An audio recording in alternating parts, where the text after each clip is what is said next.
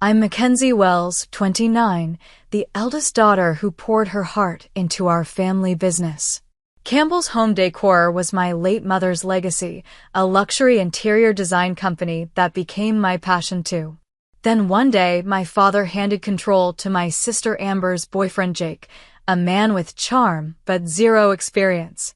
My MBA and 7 years of dedication meant nothing anymore. I walked away without a fight, but walking away didn't mean giving up. I was just waiting for the right moment. If you're watching this from a place where family has betrayed your trust, hit subscribe and stay with me. My story might give you the courage to stand up for yourself too. Growing up, I spent countless afternoons watching my mother Diana transform our basement into what would become the headquarters of Campbell's Home Decor. Mom had an eye for beauty that seemed almost magical. She could walk into any space and instantly visualize its potential, a gift she told me I had inherited. While other kids had bedtime stories, I had design magazines and fabric swatches. Mom would point out color palettes and explain why certain pieces worked together while others clashed. Design isn't just about making things pretty, Mackenzie, she would say.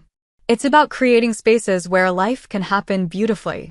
By the time I was 12, I could sketch room layouts and identify period furniture pieces that most adults couldn't name. Mom would take me to client meetings when I was old enough, introducing me as the future of Campbell's. Those words became my North Star. Our home was always warm and filled with love, but the business was undeniably the special bond between Mom and me. Dad, Robert Wells, was supportive but kept his distance from business decisions. His accounting practice kept him busy, and he was happy to let Mom pursue her passion while he handled our family finances. He would often say, "Your mother has the vision, and I make sure we can afford to make it happen." It worked for them. My younger sister Amber never showed interest in design. For years younger than me, she gravitated towards social activities and popularity.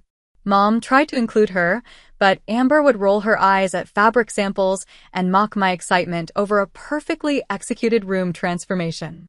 "It's just furniture," she would say, unable to see the artistry that Mom and I cherished. When Mom was diagnosed with aggressive cancer 5 years ago, everything changed. I had just finished my MBA after completing design school, working apprenticeships with renowned designers in New York and Chicago during summer breaks. I rushed home to be by her side, putting my career plans on hold to help run the business during her treatment. "Promise me you'll keep Campbell's going," she whispered during one of her final lucid moments. "It's not just a business. It's our heart and soul." I promised, never imagining how difficult keeping that promise would become. After she passed 3 years ago, I threw myself into growing Campbell's. Dad stepped back from his accounting practice to help with the financial side, while I managed everything else. Our client list expanded, and we moved from residential projects to commercial spaces, landing contracts with boutique hotels and upscale restaurants. I implemented everything I had learned during my education and apprenticeships, modernizing our approach while maintaining Mom's core philosophy of creating meaningful spaces. Things were going well until Amber brought Jake Elliott home for dinner about 18 months ago. Jake was handsome, charming, and quick to mention his Harvard MBA within minutes of meeting anyone. Dad was immediately impressed. "Finally, someone who speaks my language," he said, as if my MBA from Northwestern meant nothing. Jake started showing up at our office, offering unsolicited advice about how we should run things. "The luxury market is changing," he would say, leaning against my desk uninvited. "You need to be more aggressive with marketing. Target the nouveau riche who want to show off." This approach contradicted everything Mom had built. Our reputation was based on understated elegance and personalized service, not flashy designs for status seekers. But Dad began nodding along with Jake's suggestions, captivated by buzzwords and trendy business concepts. At first, I tried to be polite. Jake was dating my sister, and family harmony seemed important after losing Mom. But when he started examining our financial records and questioning my design decisions, I grew concerned. "Your overhead is too high," he commented one afternoon, flipping through reports Dad had shown him without my knowledge. "And you're not charging enough for your services. There's easy money being left on the table." "Our pricing reflects the value we provide," I explained patiently. "And our overhead includes quality materials and fair wages for skilled craftspeople. That's non-negotiable." Jake smiled in that condescending way that made my skin crawl. "That's cute, but business isn't about being nice. It's about maximizing profit." The tension came to a head during a family dinner 6 months ago. Jake announced he had some fresh ideas for Campbell's, as if he had any right to direct a company he had no stake in. Dad beamed with approval while Amber clutched Jake's arm possessively. "I've been looking at your portfolio," Jake said between bites of the roast I had spent hours preparing. "Your designs are good, Mackenzie, but they're a bit safe. People with money want to make statements these days." I placed my fork down carefully. "Our clients appreciate subtlety and craftsmanship. That's why they come to us instead of flashier firms." "Maybe," Jake shrugged. "But I think Robert agrees there's room for a new direction." I looked at my father, waiting for him to defend the business Mom had built, the business I had preserved and grown. Instead, he nodded enthusiastically. "Jake has some brilliant marketing strategies," Dad said. "He thinks we could double our revenue in a year with the right approach." That night, lying awake in my apartment, I had a sinking feeling that something fundamental was shifting in our family business. I just didn't realize how drastic that shift would be.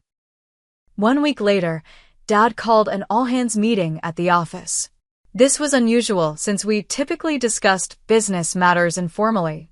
When I arrived, I found Jake sitting at the head of the conference table, with Dad and Amber flanking him like proud parents. Our team of designers and project managers filled the remaining seats, looking as confused as I felt. "I've gathered everyone today to announce some exciting changes," Dad began, his voice unnaturally formal. "As you know, Campbell's has been successful for many years, but every business needs fresh energy to reach new heights." My stomach tightened as he continued. "That's why I'm pleased to announce that Jake Elliott will be joining us as the new managing director of Campbell's Home Decor, effective immediately." The room fell silent. Taylor, our head project manager who had been with Mom since the beginning, shot me a questioning glance. I couldn't respond. My mind was racing to process what was happening. "Jake brings valuable experience from his time at Wellington Investments and holds an MBA from Harvard," Dad continued proudly, as if Jake had built empires rather than spent 2 years at a mid-tier investment firm after graduation. Jake stood up, straightening his designer tie. "I'm honored to join this wonderful family business. I see tremendous potential for growth and innovation. I look forward to working with all of you to take Campbell's to the next level." His eyes never met mine during his rehearsed speech. When the meeting ended and staff filed out with uncertain murmurs, I stayed behind with Dad, Jake, and Amber. "Dad, can I speak with you privately?" I asked, struggling to keep my voice steady. "Anything you have to say can be said in front of Jake and Amber," he replied. "We're all family here." "Fine," I said, taking a deep breath. "What just happened? How could you make such a significant decision without discussing it with me first?" "I've been running this company successfully for 3 years. Dad's expression hardened. "The decision has been made, Mackenzie. Jake has an MBA from Harvard and brings fresh perspectives we need." "I have an MBA too," I reminded him. "And I have 7 years of experience with this specific company and our unique market. Jake has none." "We need a man's perspective and leadership," Dad said, stunning me into temporary silence. "Most of our high-end clients are businessmen who respect dealing with another man." The sexism was so blatant I almost laughed. Mom built this company without that being an issue. And most of our clients actually appreciate our female perspective on design. "Times change," Dad said dismissively. "Jake understands the current business landscape better." Amber, who had been unusually quiet, finally spoke. "Mackenzie, why can't you just be supportive? Jake is doing us a favor by taking on this responsibility." A favor. I couldn't hide my incredulity. He's being handed control of a successful company he didn't help build. That's not a favor, that's a gift. Jake cleared his throat. I understand you're emotional about this transition, Mackenzie. Change is hard. But I value your design expertise, and I hope you'll remain as our lead designer. We make a good team, with my business acumen and your creative eye. The condescension in his tone made my blood boil, but I maintained my composure. What exactly will my role be now? Design consultant, Dad said quickly. You'll focus on what you do best and leave the business decisions to Jake. Over the next 3 months, I watched helplessly as Jake systematically dismantled everything that made Campbell's special. He replaced our carefully cultivated supplier relationships with cheaper alternatives that compromised quality. He pushed for flashier designs that attracted attention but lacked substance and longevity. I tried reasoning with him during our project meetings. The Richardsons have been clients for 15 years. They won't want something this ostentatious for their lake house. Jake would smile patronizingly. Trust me, people want to impress their friends. This design will give them something to brag about. When the Richardsons rejected the concept, Jake blamed my presentation. You undermined the design with your lack of enthusiasm, he accused. One by one, our long-standing clients began taking their business elsewhere. The Morgans, who had been with us since Mom started the company, sent a kind but firm email explaining they would be working with another firm moving forward. The recent designs don't reflect the Campbell's aesthetic we've come to value, they wrote. I printed the email and brought it to Dad's office, finding him with Jake reviewing marketing materials for a rebranding that stripped away the elegant logo Mom had designed. We're losing our core clients, I said, placing the email on his desk. This is the 3rd cancellation this month. Dad barely glanced at it. We'll replace them with bigger clients. Jake has meetings with several developers next week. Those developers work on cookie-cutter luxury buildings. That's not what Campbell's stands for. Campbell's stands for whatever I say it stands for, Dad snapped. I own this company, Mackenzie. The word stung like a physical blow. Not we own this company, but I. As if Mom's vision and my years of dedication meant nothing. The final straw came when I overheard Jake and Amber laughing in the break room. She's so precious about her mother's legacy, Jake was saying. Business isn't about sentimentality. It's about profit. Maybe you're just jealous because Jake is more qualified, Amber said when she noticed me in the doorway. You had your chance to run things, and now it's our turn. That evening, I typed up my resignation letter. The company I loved had become unrecognizable, and staying would only prolong the pain. When I placed it on Dad's desk the next morning, he seemed more annoyed than upset. This is childish, Mackenzie. If you can't adapt to change, perhaps this is for the best. I packed my personal items into a box while Taylor watched with tears in her eyes. This isn't right, she whispered. Your mother would be heartbroken. I know, I said, hugging her goodbye. But I can't fight them anymore. As I walked out the doors of Campbell's Home Decor for what I thought was the last time, I felt a strange mix of grief and relief. I had lost my mother's legacy, but perhaps I had also been freed from an impossible situation. What I didn't realize then was that leaving would give me the perspective and distance I needed to eventually save everything Mom had built. Chicago welcomed me with anonymity and possibility. I rented a small apartment in Wicker Park, far enough from Michigan Avenue's design district to avoid running into industry connections, but close enough to remain in the loop. The first few weeks were a blur of grief and uncertainty. I cycled through anger, sadness, and doubt. Had I given up too easily? Should I have fought harder?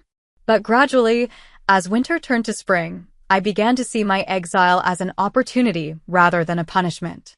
I updated my portfolio and started freelancing, taking small residential projects that allowed me to rediscover my passion for design without the weight of family complications.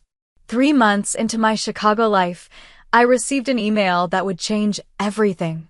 Grace Harrison, a legendary interior designer whose work had been featured in Architectural Digest for decades, was hosting a masterclass series, and my application had been accepted. Grace was a formidable presence, with silver haircut in a precise bob and an uncanny ability to identify promising talent. During our first session, she asked each participant to present their design philosophy. When my turn came, I spoke about creating spaces that tell the inhabitants' stories rather than imposing the designer's statement. Interesting, Grace said, studying me intently. Most young designers want to make their mark. You want to help others make theirs. After class, she invited me for coffee. There's something familiar about your aesthetic, she remarked. Did you train with Diana Campbell by any chance? The question caught me off guard. She was my mother, actually. Grace's eyes widened. Diana's daughter. I should have made the connection. We competed for the Westmore Hotel project in 2005. She won, deservedly so. Her work was exquisite. She paused, stirring her coffee. I heard she passed a few years ago. I'm sorry. Thank you, I said, fighting back tears. The company is still operating, but it's changed. Over the next hour, I found myself telling Grace everything about Campbell's decline under Jake's leadership. Instead of offering sympathy, she listened with analytical precision, occasionally asking pointed questions about business structure and client demographics.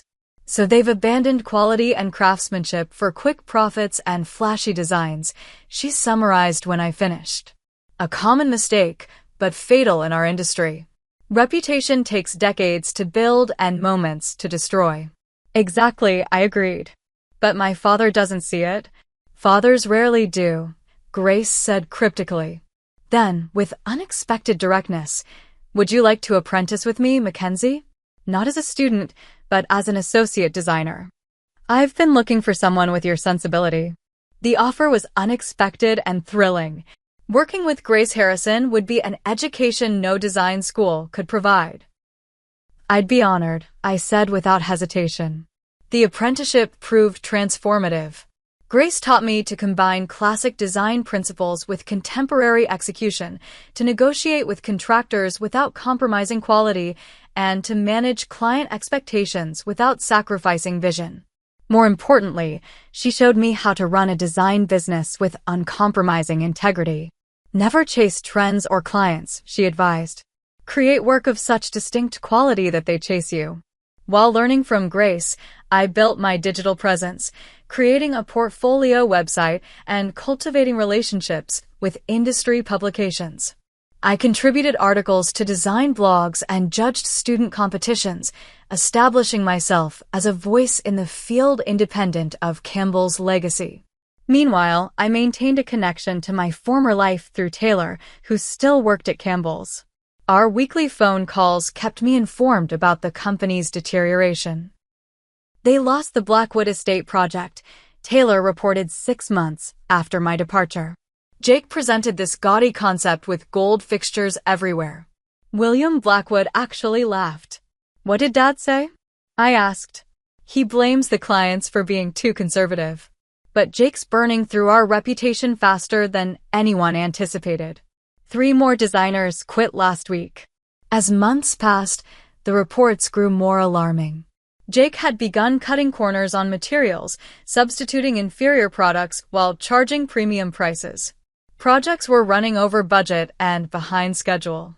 Clients were not only leaving but speaking negatively about their experiences, something that had never happened during Mom's time or mine.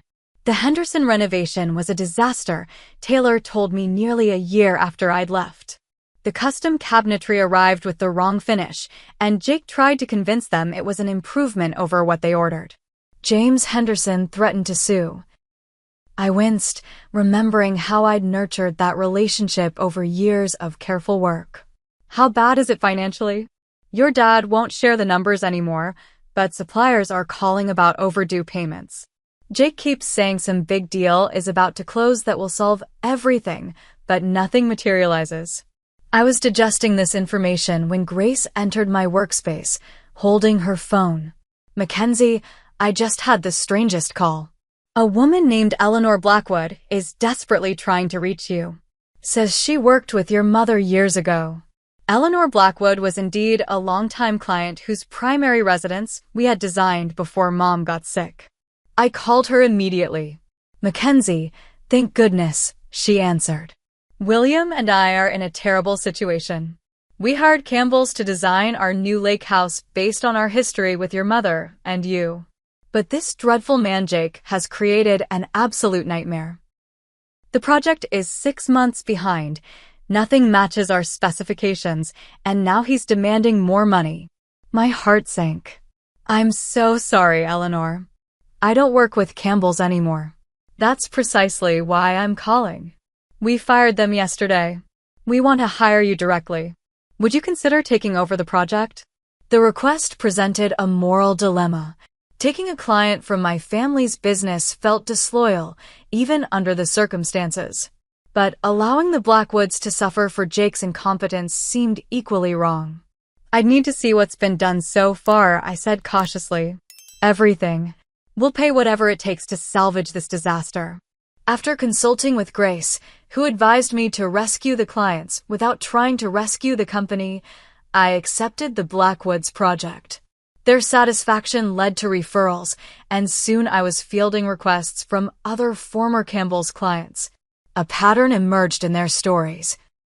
Jake overpromised and underdelivered, then became defensive when questioned. Dad remained in denial, backing Jake's decisions despite mounting evidence of mismanagement. As my independent career flourished, I began to form a plan. I wasn't just building a new business. I was creating a lifeboat for the day Campbell's would inevitably sink. I just didn't know how soon that day would come. 14 months after leaving Michigan, I received a frantic call from Taylor. "You need to come back," she said without preamble.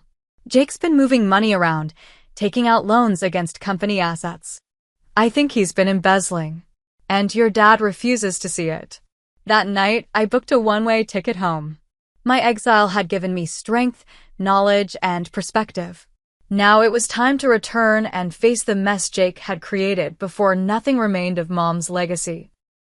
The flight back to Michigan gave me time to formulate a strategy. I couldn't simply confront Jake with accusations or approach my father with concerns he'd already dismissed. I needed concrete evidence and a position of strength. Most importantly, I needed to protect what remained of Campbell's reputation and client relationships. My first move after landing was securing office space. I found a converted warehouse 2 blocks from Campbell's original location, with exposed brick walls and massive windows that flooded the space with natural light. Mom would have loved it. I signed a 6-month lease and immediately began setting up what would become Wells Design Collective. Next, I reached out to key industry contacts I'd cultivated during my time with Grace. A furniture manufacturer agreed to expedited delivery timelines. A lighting designer offered exclusive pieces. A custom cabinetry workshop promised priority scheduling. These partnerships would allow me to deliver high-quality projects with efficiency that Jake couldn't match.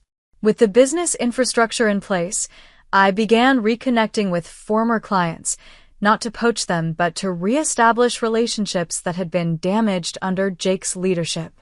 Coffee meetings and lunch appointments filled my calendar. I listened more than I spoke, gathering intelligence about Campbell's current operations while demonstrating that my design philosophy remained unchanged. "We were heartbroken when you left," Elaine Thompson told me over espresso. "The new designer they assigned us had no understanding of our aesthetic. We terminated the contract after the second revision." "I'm sorry to hear that," I said sincerely. "I valued our working relationship." "So what exactly is Wells Design Collective?" she asked, eyeing my new business card. "A return to fundamentals," I explained. "Thoughtful design that prioritizes client vision and quality craftsmanship." "I'm starting small and selective." Elaine smiled. "Well, we're renovating our vacation home in Harbor Springs. Would you be interested in submitting a proposal?" By the end of my first week back, I had secured 3 substantial projects. More importantly, I had gathered troubling information about Campbell's financial situation. Multiple suppliers mentioned overdue payments. A contractor described shoddily executed work he'd been pressured to rush. A real estate developer revealed that Jake had been offering unsustainable discounts to win bids, then cutting corners to maintain profit margins.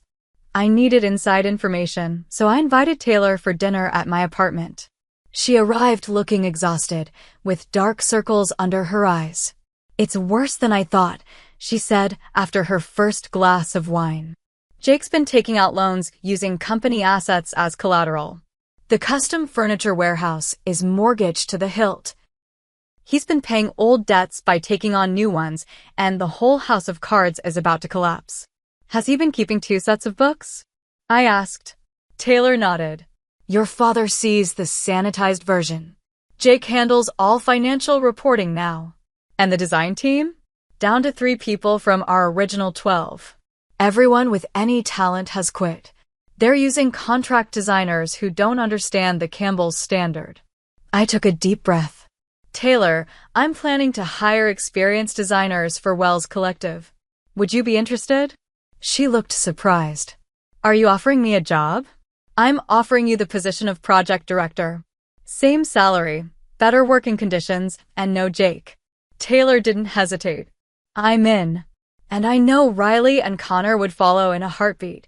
Within 3 weeks, I had assembled a core team of former Campbell's employees who brought with them knowledge of ongoing projects and client relationships. We established Wells Design Collective as a boutique firm specializing in thoughtful luxury, positioning ourselves as the antithesis of what Campbell's had become under Jake's leadership. The defining moment came when the prestigious Lakeside Museum announced they were seeking proposals for a complete interior renovation. This was exactly the type of high-profile cultural project that Campbell's had excelled at during Mom's leadership and mine. I prepared a comprehensive proposal that highlighted our team's experience and vision for transforming the museum's dated spaces while honoring its architectural heritage. I wasn't surprised to learn that Campbell's had also submitted a proposal. What did surprise me was being invited to the same final presentation day, with Campbell's scheduled immediately before us. As my team and I waited in the museum's anteroom, we could hear Jake's booming voice through the doors, promising revolutionary design concepts and Instagram-worthy moments throughout the visitor experience. When the doors opened, Jake emerged looking confident, faltering momentarily when he saw me. "Mackenzie, didn't expect to see you here." His eyes narrowed as he recognized Taylor and Riley behind me. "I see you've been busy poaching staff." "Just providing professional opportunities," I replied calmly. "Good luck with your proposal." Inside the presentation room, the museum board looked underwhelmed by whatever they had just seen. I recognized the museum director, Dr. Franklin, who had worked with Mom on a previous project. "Ms. Wells, we were surprised to receive your proposal under a new company name," he said as we set up. "I've established Wells Design Collective to continue the design philosophy and quality standards that Campbell's was originally known for," I explained diplomatically. "Our team includes several designers who worked on your previous renovation under my mother's direction."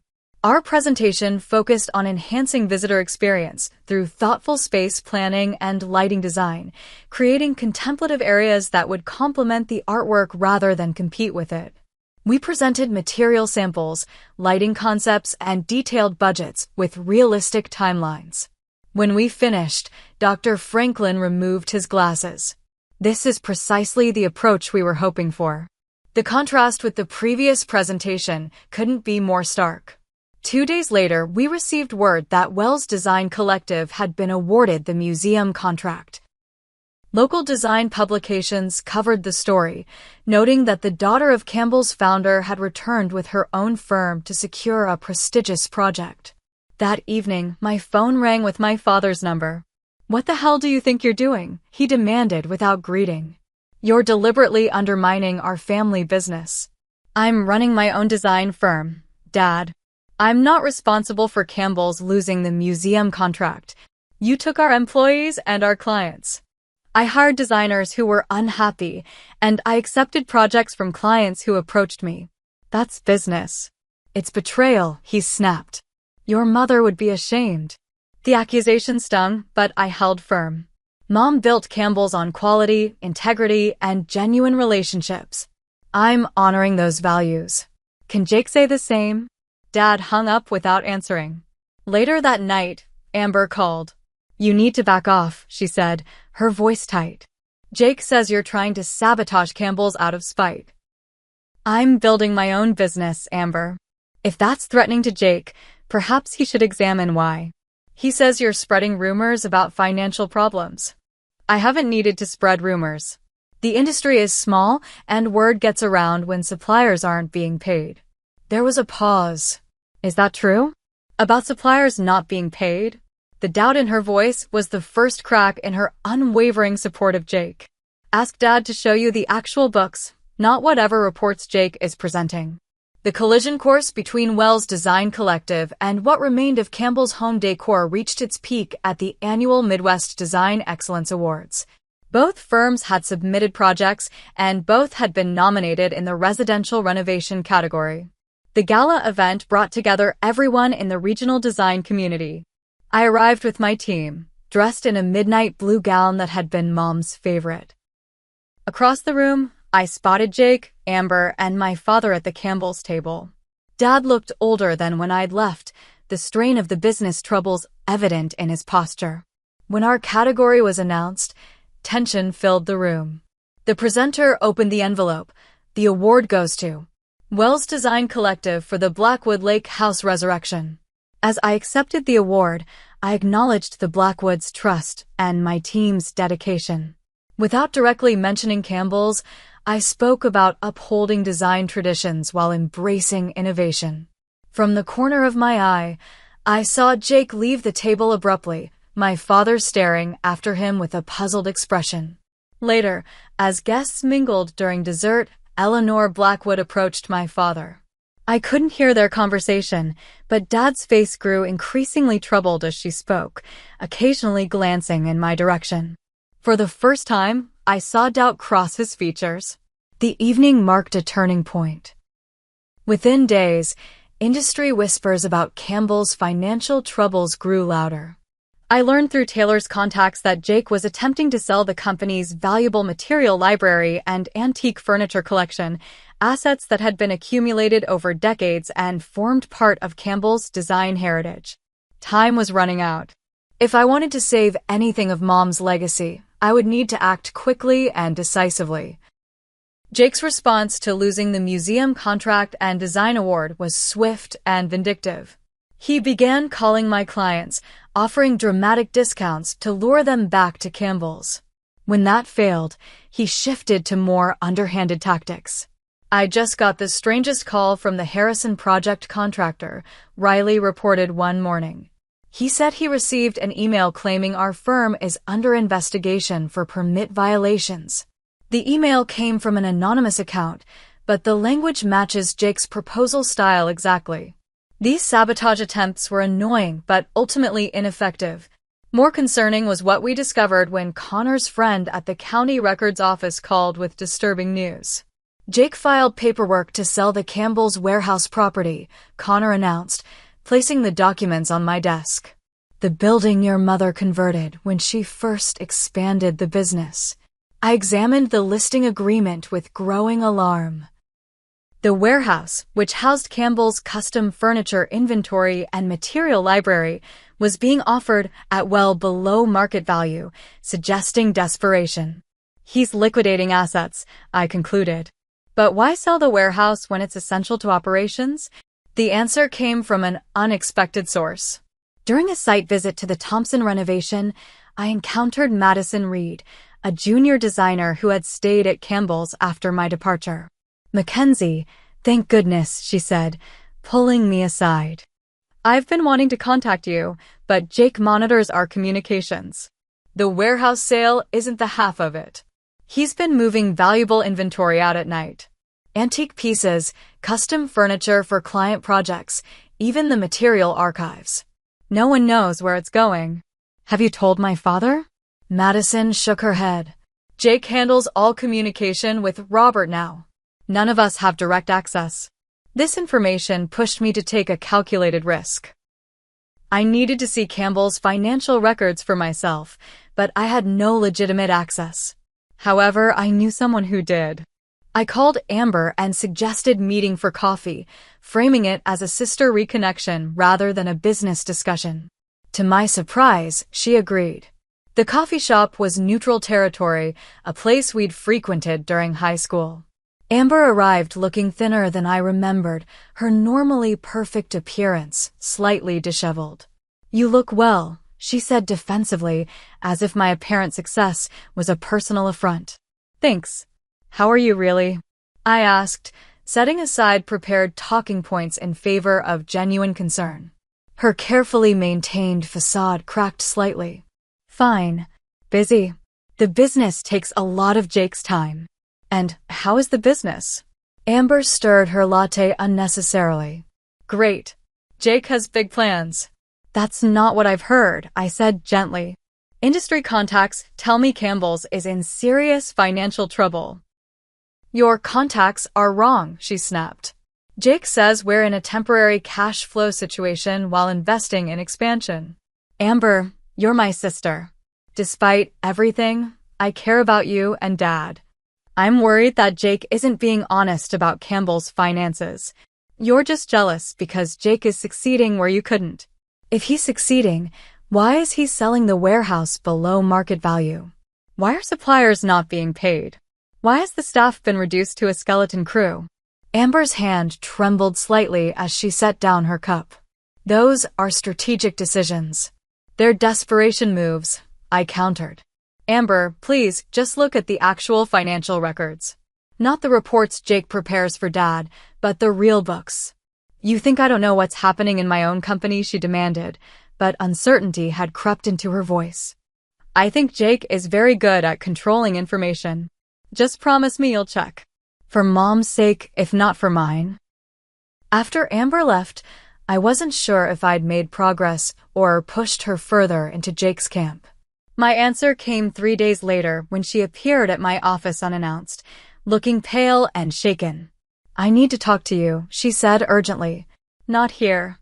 We drove to a park where we'd played as children, finding a secluded bench far from other visitors. "You were right," Amber admitted, her voice barely audible. "I found discrepancies in the accounts. Large sums transferred to accounts I don't recognize. Client deposits that never made it into the main business account." My stomach tightened. "Did you confront Jake?" I tried asking casual questions. "He got angry, said I was being influenced by you." She looked at me directly for the first time. "Mackenzie, I think he's been stealing from the company." "From Dad." "From us." "Have you told Dad?" Amber shook her head miserably. "Jake has convinced him that you're spreading rumors to destroy Campbell's out of revenge. Dad won't listen to anything negative about Jake now. It's like he's under some spell." "We need concrete evidence," I said. "Something Dad can't ignore." "I took these," Amber said, pulling a USB drive from her purse. "Copies of the real financial records. I don't understand all of it, but I know something's very wrong." That night, I reviewed the files with growing horror. Jake hadn't just been mismanaging Campbell's, he had been systematically looting it. Client deposits diverted to personal accounts. Company credit used for luxury purchases. Loans taken against business assets without proper authorization. The company that had taken my mother decades to build was being hollowed out from within. I needed professional help to untangle the financial web Jake had created. Nathan Parker, an accountant friend from business school, agreed to review the records. "This is textbook embezzlement," Nathan concluded after examining the files. "He's been skimming from every revenue stream and covering his tracks by manipulating the reports your father sees." "How bad is it?" "Based on these numbers, Campbell's is technically insolvent. The only thing keeping it afloat is new client deposits, which he's using to cover old obligations instead of funding the actual projects." "A Ponzi scheme," I said, the full magnitude of the situation becoming clear. "Essentially. And like all such schemes, It's about to collapse. These latest asset sales are a desperate attempt to keep the balls in the air, but it's just delaying the inevitable. Armed with Nathan's analysis, I faced a difficult decision. Taking the evidence to my father risked being dismissed again, but going to the authorities would destroy any chance of salvaging Campbell's. The family business was now beyond saving, but perhaps my father's reputation and financial security could still be protected if we acted quickly. I arranged to meet with Sean Montgomery, the attorney who had handled Mom's estate and Campbell's legal matters for years. After reviewing the evidence, Sean confirmed my fears. This level of financial malfeasance could result in criminal charges, he warned. Not just against Jake, but potentially against your father as the company owner if it appears he was complicit. Dad wasn't complicit, I insisted. Just willfully blind. Unfortunately, the law doesn't always recognize that distinction, especially when fiduciary responsibilities are involved. What's our best course of action? Sean considered carefully. Approach your father privately with this evidence. Give him the opportunity to address the situation internally before it becomes a legal matter. If Jake can be removed and arrangements made to satisfy creditors, criminal charges might be avoided. I left Sean's office with a heavy heart, knowing the confrontation with my father couldn't be postponed any longer. The family business my mother had built with love and integrity was beyond saving, but perhaps my father could be spared the public humiliation of its collapse if he acted quickly. The time for strategic patience had ended. With Amber's reluctant agreement to support me, I prepared to present the evidence to my father and force him to finally see the truth about the man he had trusted over his own daughters. Armed with Nathan's financial analysis and Sean's legal advice, I asked Amber to arrange a family dinner at Dad's house. No Jake, I insisted. Tell Dad it's important family business. Dad was suspicious when I arrived, his greeting stiff and formal. Amber says you have something important to discuss. If this is another attempt to undermine Jake's leadership. It's not about leadership anymore, Dad. It's about survival. I placed a folder on the dining table. These are copies of Campbell's actual financial records, not the reports Jake has been showing you. Dad reluctantly took the folder. Where did you get these? I got them, Amber said quietly. I found them when Jake was out of town last week. Betrayal flashed across Dad's face. You went behind Jake's back? Please just look at them, I urged. Nathan Parker, a forensic accountant, has analyzed everything and highlighted the discrepancies. For the next hour, we sat in tense silence as Dad reviewed the documents, his expression shifting from skepticism to confusion to dismay. When he finally looked up, he appeared to have aged 10 years. This can't be right, he said, voice barely audible. These transfers, the loan documentation, none of this was authorized. Jake has been systematically embezzling from Campbell's, I explained gently. He's diverted client deposits, taken unauthorized loans against company assets, and used company funds for personal expenses. The business is effectively bankrupt, Amber added, tears streaming down her face. He's been lying to all of us. Dad shook his head in disbelief. Why would he do this? He's family. He's not family, Dad, I corrected. And he never cared about Campbell's or what it represents. He saw an opportunity and took advantage of your trust. Dad's hands trembled as he closed the folder. I've been a fool. You wanted to believe in him, Amber said, placing her hand over his. We all did, at first. What happens now? Dad asked, looking suddenly small and uncertain. We've consulted with Sean Montgomery, I explained. He recommends removing Jake immediately and conducting a full audit to determine the extent of the damage. There may be legal consequences, but addressing it proactively will help mitigate them. Dad nodded slowly. I'll call Jake right now. He needs to return the company files and passwords immediately. I think we should do this in person, I suggested. At the office, with Sean present. The confrontation was scheduled for the following morning. Dad, Amber, Sean, and I arrived early to prepare. Nathan joined us to address any financial questions that might arise. The atmosphere was funeral-like as we gathered in the conference room that had once hosted creative design discussions and client celebrations.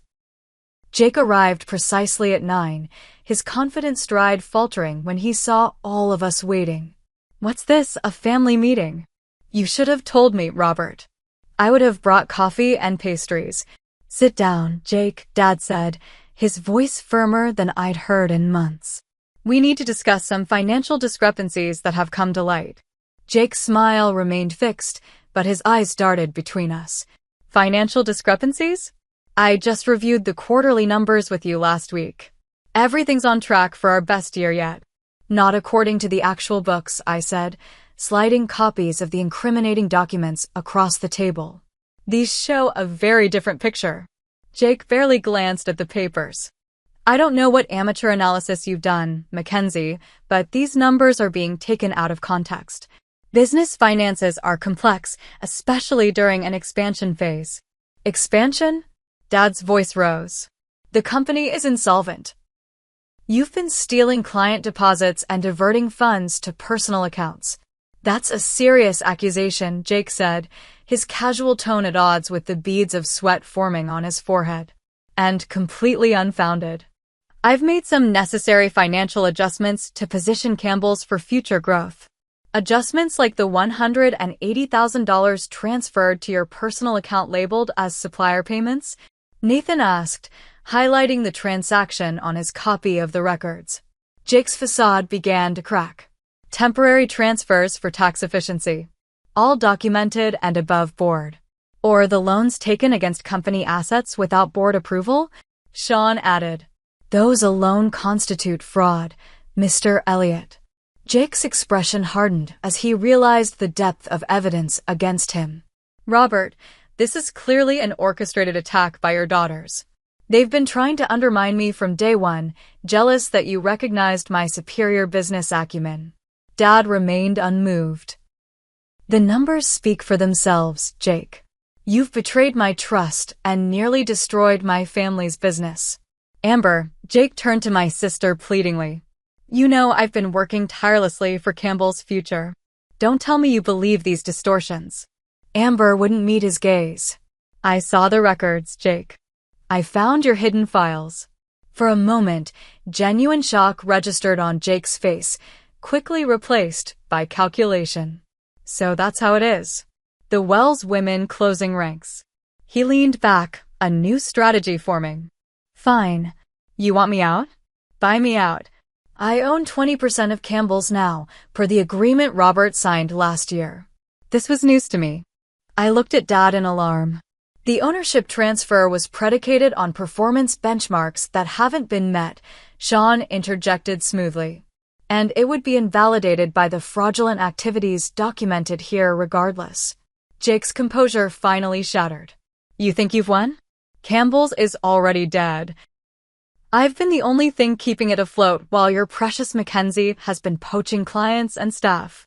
"Actually," I countered, "I've been building a successful business based on the principles this company was founded on." "Principles you abandoned for quick profits? You sabotaged me from the beginning." Jake shouted, desperation entering his voice. "You and your outdated design philosophy. The market wanted innovation, not your mother's tired ideas." The mention of Mom ignited Dad's dormant anger. "Get out," he said, rising to his feet. "You're fired, effective immediately. Sean will contact you regarding potential legal actions, which will depend on your cooperation with the financial investigation." "You can't fire me. I resigned weeks ago," Jake declared in a last attempt to save face.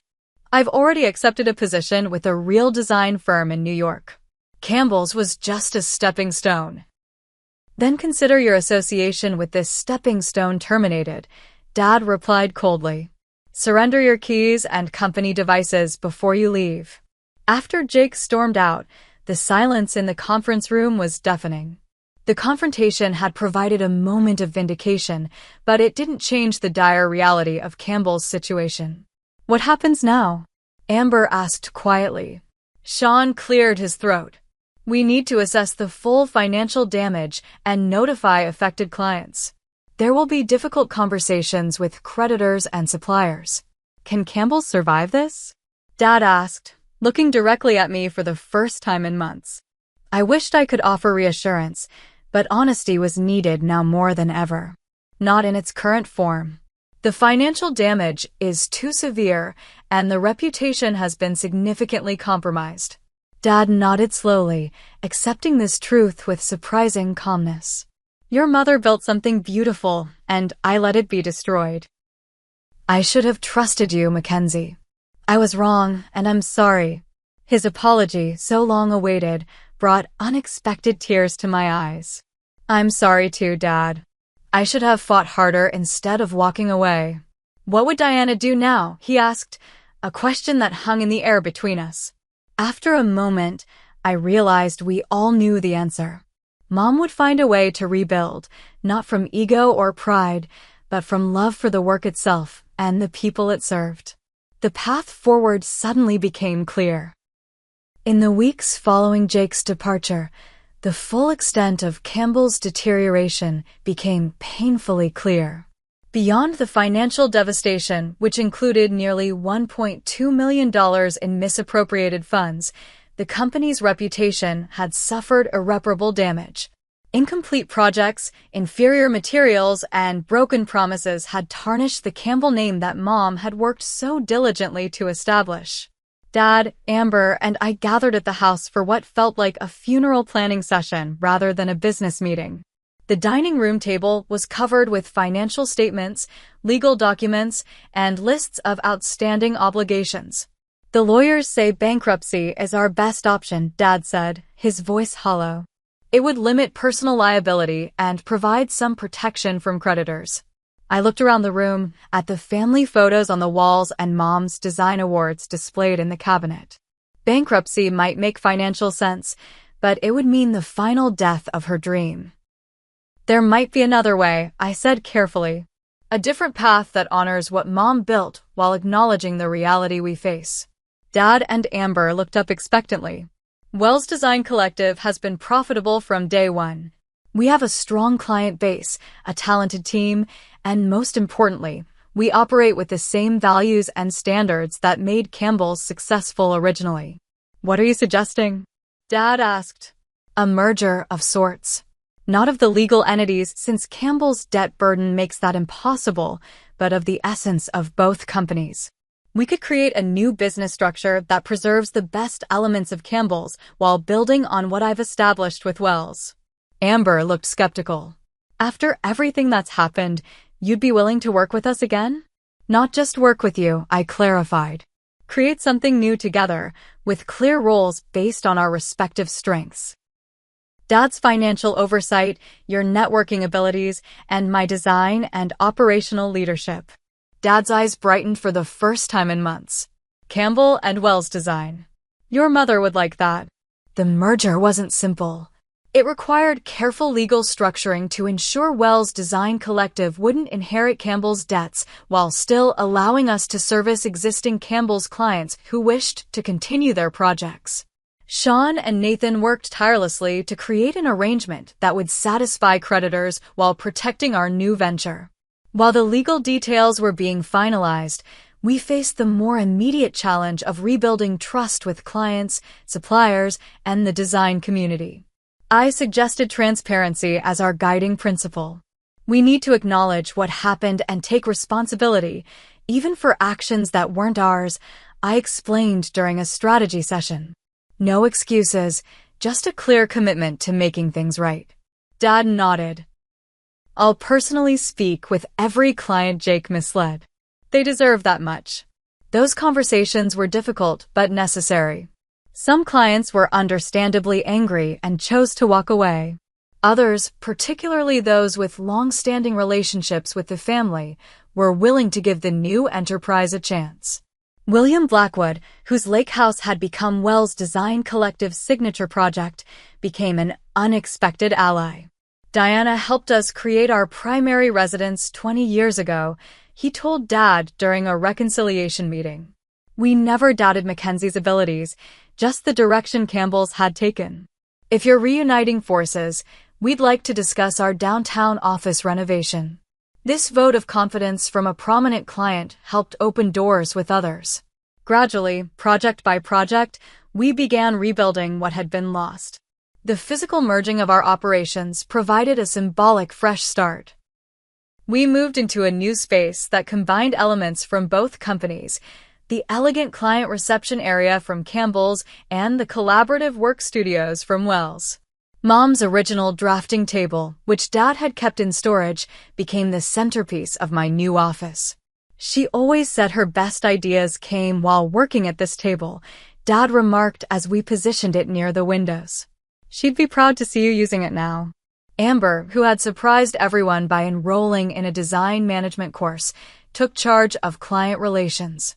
Her natural social skills, now directed with genuine purpose rather than supporting Jake's machinations, proved invaluable in rebuilding community connections. I never really gave design a chance before, she admitted one evening as we reviewed material samples for an upcoming presentation. I was jealous of your connection with Mom through the business, so I deliberately avoided it. She would have loved seeing you involved now, I assured her. Better late than never.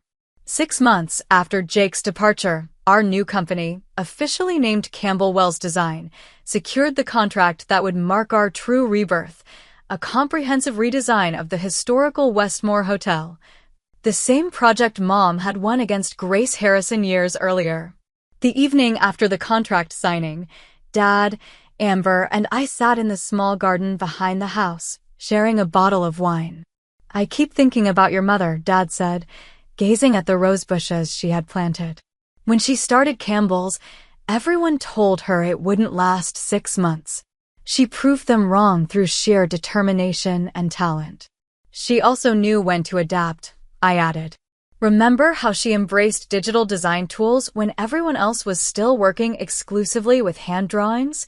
She wasn't afraid of change when it served the greater vision. That's what we're doing now, Amber observed, honoring her legacy by adapting it for the future. Dad reached across the table and took my hand. I failed you, Mackenzie. I let an outsider come between us and nearly destroy everything your mother built. I should have trusted you. We all made mistakes, I acknowledged. I should have stayed and fought instead of walking away. You didn't really walk away though, did you? Amber said with newfound insight. You were preparing for this moment, building something that could eventually save what mattered most about Campbell's. Perhaps she was right. My time in Chicago with Grace, building Wells Design Collective, hadn't been just about starting over. It had been about growing stronger, learning new skills, and gaining the perspective needed to eventually reclaim and reinvent my mother's legacy. The official relaunch of Campbell Wells Design was held in the gallery space of the Lakeside Museum, surrounded by the renovation work that had marked the beginning of my return. Industry colleagues, clients, and friends gathered to celebrate what felt like both an ending and a beginning. Dad surprised me by asking to say a few words. Standing before the assembled guests, he spoke with renewed confidence. My late wife Diana used to say that good design isn't about creating perfection, it's about finding beauty in imperfection. Our family and our business have weathered imperfection and come through stronger for it. Today, I'm proud to introduce the leadership that will carry Diana's vision forward. My daughter Mackenzie Wells, whose talent and perseverance saved her mother's legacy, and her sister Amber, whose fresh perspective helps us connect with new generations of clients.